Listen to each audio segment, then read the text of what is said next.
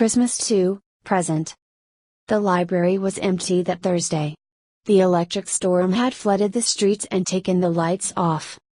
An old chandelier held 3 thick candles next to me. I had finished my investigation, nevertheless I was delaying my departure because of the weather. I found a book of tales and read some. They were short and thrilling. At some uncertain time, a man sat at the other extreme of the table. Dressed in black, he hid in the shadows. He was not looking at me in a direct way, though I started feeling observed and uncomfortable.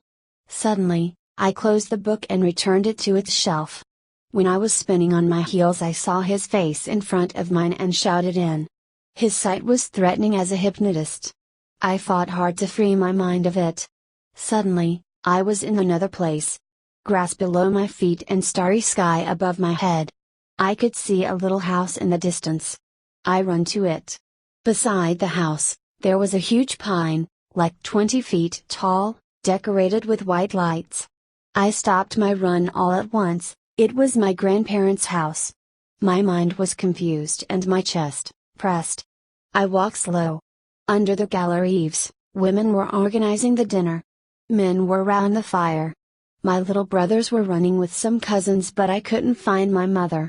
I entered to the house and saw a beautiful woman, dark hair, pale skin and green eyes. She smiled. Grandma. She didn't see me, lost in time and love. So I went to her room to find my mother hiding a lot of presents. Then, she took a doll, wrapped it with a plastic gift paper and put a red bow on it. The door opened fast and a little girl with orange hair entered. My mother hid the gift soon, asked her to go out and checked on the boys. She nodded and closed the door after her. I left the house and sat on the grass, beside him, to see the whole animated picture. I stood for dinner until midnight, when Santa comes and the presents appear magically under the tree.